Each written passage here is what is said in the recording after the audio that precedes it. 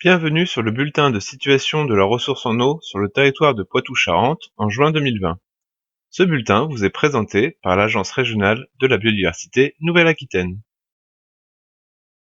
En juin, le territoire a globalement été plus arrosé que d'habitude, excédant de 10 à 90%, hormis sur l'est de la Vienne où il est tombé une quantité d'eau conforme au normal. Ces pluies, tombées essentiellement lors de la première moitié du mois, n'ont pu que ralentir quelque peu la vidange naturelle des ressources en eau en lien avec la période de basse d'eau qui s'installe. Malgré une légère dégradation par rapport à fin mai, la situation des nappes souterraines reste néanmoins favorable avec une large majorité de stations indiquant un niveau supérieur ou proche de la moyenne.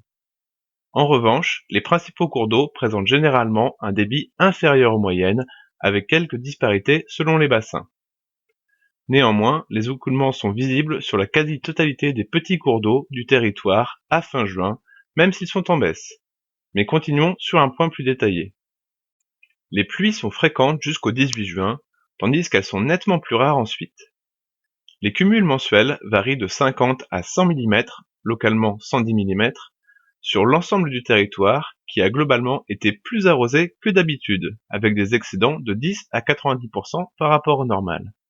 Hormis sur l'est de la Vienne, où il est tombé une quantité d'eau conforme au normal.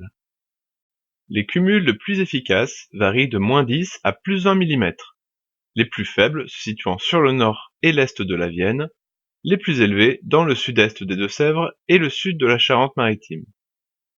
Jusqu'en milieu de mois, les pluies humidifient les sols qui s'assèchent lentement ensuite. Au 1er juillet, la situation est contrastée sur le territoire, avec des sols superficiels 10% plus secs que la normale sur l'est et 40 à 50% plus humides dans le sud-est des Deux-Sèvres et le sud-ouest de la Charente-Maritime. Ailleurs, l'humidité des sols est souvent 10-20% supérieure à la normale, mais certaines zones ont une humidité conforme, comme l'ouest de la Vienne, le sud-ouest des Deux-Sèvres et à l'ouest d'Angoulême. La phase de vidange naturelle des nappes souterraines s'installe bel et bien. Environ 90% des stations indiquent une baisse de niveau fin juin par rapport au mois précédent, malgré une pluviométrie globalement supérieure au normal ce mois-ci. La situation d'ensemble reste plutôt favorable malgré une légère dégradation par rapport à fin mai. 91% des piézomètres indiquent encore un niveau proche ou supérieur à la moyenne fin juin contre 95% fin mai, ce qui constitue la 8e situation la plus favorable de ces 25 dernières années. En lien avec l'évolution des pluies, les débits sont généralement en hausse lors de la première moitié du mois, avec quelques pics marqués autour du 18. Puis la tendance s'inverse et il ne cesse ensuite de diminuer. Un peu plus de la moitié des stations du territoire, 54%, présentent un débit moyen mensuel légèrement inférieur à leur moyenne interannuelle de juin. Près d'un quart restent proches de leur moyenne, tandis que 16% affichent un déficit plus marqué, de -50 à -80%.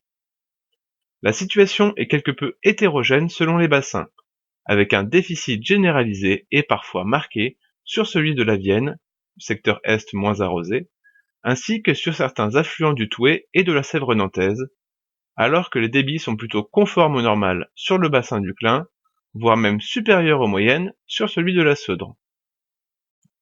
Malgré une légère dégradation par rapport à fin mai, la situation vis-à-vis de l'écoulement des petits cours d'eau reste plutôt favorable pour un mois de juin. Ainsi, à fin juin, la quasi-totalité des stations ondes, 97%, présente un écoulement visible, faible cependant dans 14% des cas. Concernant la centrale de Civaux, le débit de la Vienne à la station de Cubord à Valdivienne, en aval de la centrale, ici en bleu sur le graphique, a été supérieur au débit minimal de 10 m3 par seconde courant juin, autorisant ainsi la centrale à fonctionner. Il a en revanche été inférieur durant 2 jours au seuil réglementaire de 20 m3 par seconde, en orange, interdisant les rejets radioactifs sans dérogation. En pareil cas, les effluents sont alors stockés dans l'attente de conditions de débit autorisant les rejets. Les principaux barrages réservoirs, du fait des conditions pluviométriques favorables de l'automne-hiver 2019-2020, étaient presque tous intégralement remplis à fin avril 2020. début juillet, les taux de remplissage restent supérieurs aux moyennes sur les 4 ouvrages, même si les volumes continuent de baisser légèrement sur le Cébron.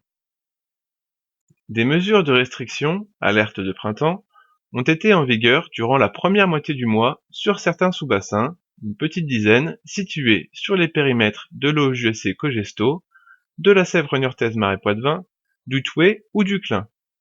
Ces mesures ont généralement été levées autour du 18 juin suite au passage en gestion d'été. Et ainsi, au 30 juin, plus aucun sous-bassin ne fait l'objet d'un arrêté de restriction de l'irrigation.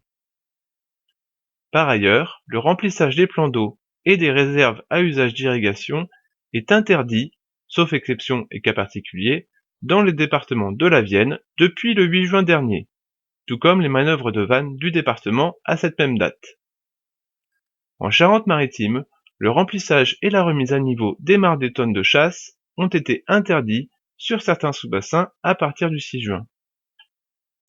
En conclusion, malgré des pluies généralement supérieures au normal sur le territoire, la situation semble s'être quelque peu dégradée en juin, même si elle reste dans l'ensemble plutôt favorable, notamment pour les nappes d'eau souterraines qui ont bénéficié d'une recharge hivernale très efficace.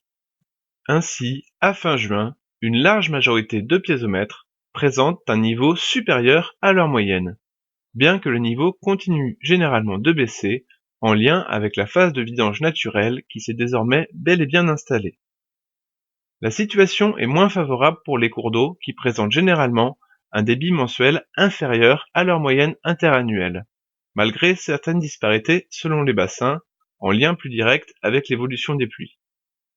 Néanmoins, à fin juin, les écoulements visibles se maintiennent sur la quasi-totalité des stations de suivi des petits cours d'eau, même s'ils sont en baisse. Les taux de remplissage des 4 grands barrages réservoirs restent supérieurs aux moyennes début juillet. Des mesures de restriction, niveau 1 d'alerte, ont été en vigueur sur une dizaine de sous-bassins lors de la première moitié du mois. Même si les nappes d'eau souterraines ont été bien rechargées cet hiver, la vigilance reste tout de même de rigueur, car, en été, les milieux aquatiques et les usages de l'eau restent fortement dépendants des précipitations, d'autant plus que les besoins de la végétation et les températures vont encore s'accroître. Pour une information actualisée sur la situation de l'eau sur le territoire de Poitou-Charentes, nous vous invitons à consulter le site dédié à l'eau www.eau-poitou-charentes.org. Et pour les situations des autres territoires de la région, consultez la page production du site de l'ARBNA www.biodiversité-nouvelle-aquitaine.fr qui répertorie les bulletins et liens vers les structures référentes.